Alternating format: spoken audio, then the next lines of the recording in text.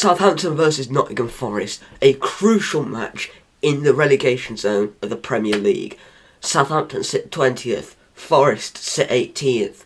Southampton, the worst home form in the division. Forest, the worst away form in the division. It's going to be an absolute classic, isn't it?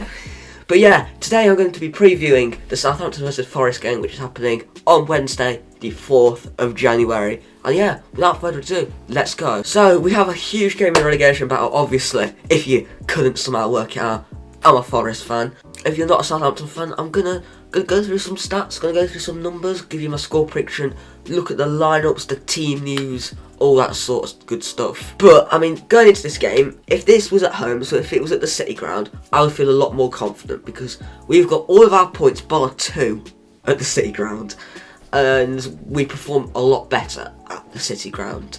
So, yeah, I think we've had 1-2 good performances away from home. So, yeah, I'm obviously not confident that it's away. If it was at home, I'd feel a lot more confident. But, we're going to start off with Southampton as they are the home side. So, Nathan Jones is Southampton's new manager. They appointed him after they bought him out of Luton. So he's had 4 games to get to grips with his new side, but only 3 of them have been Premier League games. The last 5 fixtures, so discounting the Carabao Cup games that they've had. So they had a 1-0 loss away versus Palace and a 4-1 defeat at home to Newcastle. Both of those games were before Nathan Jones though. And in Nathan Jones' first game they had a 3-1 loss to Liverpool, which, I mean, it was away at Anfield as well, so you can sort of understand it. Only the elite sides do beat Liverpool though. They also suffered a 3-1 defeat at home to Brighton, and also, most recently, a 2-1 defeat to Fulham, but it looked like they were the better side. So Jones has only been in charge for 3 Premier League fixtures. He did also have a cup game against Lincoln City, which they won 2-1. So looking at the potential threats that Southampton pose, their top scorer, Che Adams, who's got 4 goals and 1 assist so far this season, and he will most likely be the main man leading the line for them. The other danger man, and probably I'd say the biggest danger man, James Ward-Prowse, Southampton's captain, set play specialist. He's got 3 goals and 2 assists so far this season. I say we cannot afford to give away any cheap free kicks or cheap corners, if possible. So how Southampton will most likely set up, I will do both sides' lineups at the end of the video. But how I expect them to, how their defence to be, because they've chopped and changed with a 3 and a 4. Their last game they did play with a back 4, but in their other games with Nathan Jones they played like a back 3 or 5. They did play considerably better with a 4 back, so I could see a 4 back, but if I was to predict, I'd probably say a 3 or a 5 at the back. And I said they've still been able to create good opportunities as well, with them being able to, having a lot of creativity through James Ward-Prowse. As I said at the start of the video, Southampton have the worst home form in the division, only winning 1 game. Ironically, that was against Chelsea. And Forest have the worst away form in the division, with us getting 2 points, a draw against Everton and a draw against Brighton. So it'll be interesting to see the outcome. It's either going to be absolutely awful to watch or a very exciting game. So I don't really care how the performance is as long as Forest win. So going on to Forest now, we are in a decent run of form. You know, the performances have got significantly better since the start of October, only really having 1 major defeat, and that was against top of the league Arsenal. So looking at Forest's last 5 league games, a 1-1 draw against Chelsea where we really should have won. Like, I know it's Chelsea and that, but we played them off the park.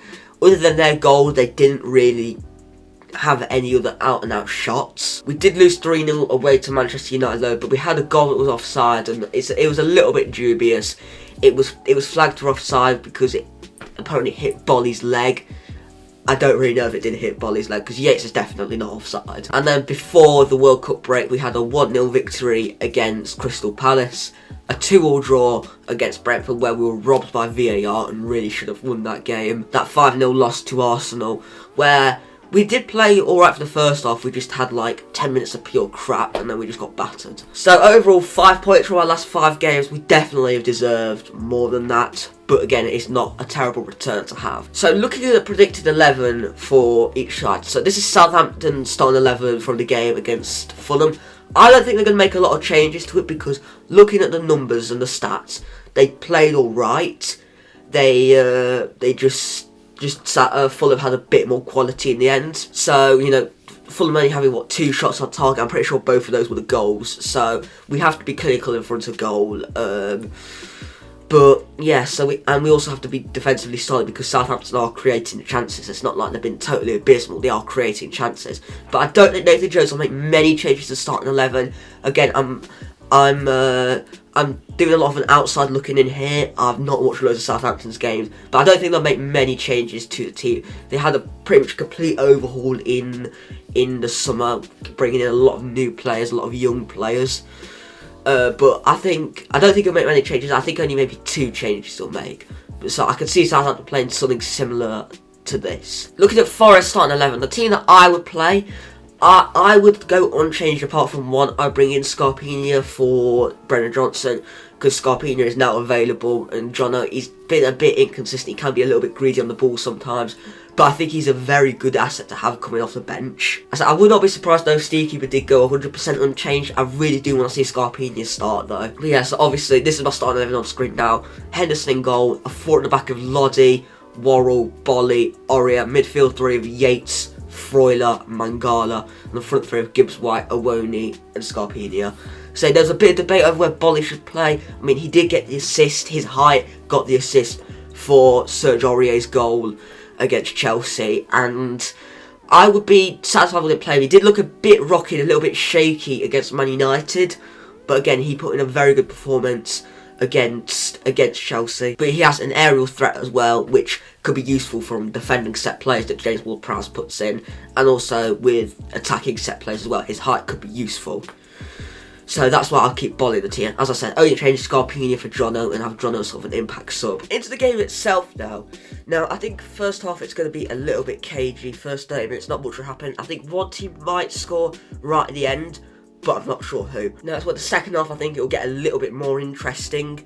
I think we're going to score first. Then I think Southampton might equalise to reward Prowse. Then I think we're going to win it. For me, I think the goal scorers, as I said, for Southampton, Ward Prowse, and I think for us, I think Gibbs White and Scarpina are going to be the 2 goal scorers. If Scarpina plays, obviously. If Scarpina doesn't play, then I can see Taiwo Awoni getting on the score sheet, which hopefully this will be the end of our awful away form, and it can have a domino effect to try and improve it for the rest of the season. But yeah, let me know your score prediction in the comment section down below, and if you want more previews from me, also let me know. But thank you all for watching, and I'll see you all in the next video. Up the Reds!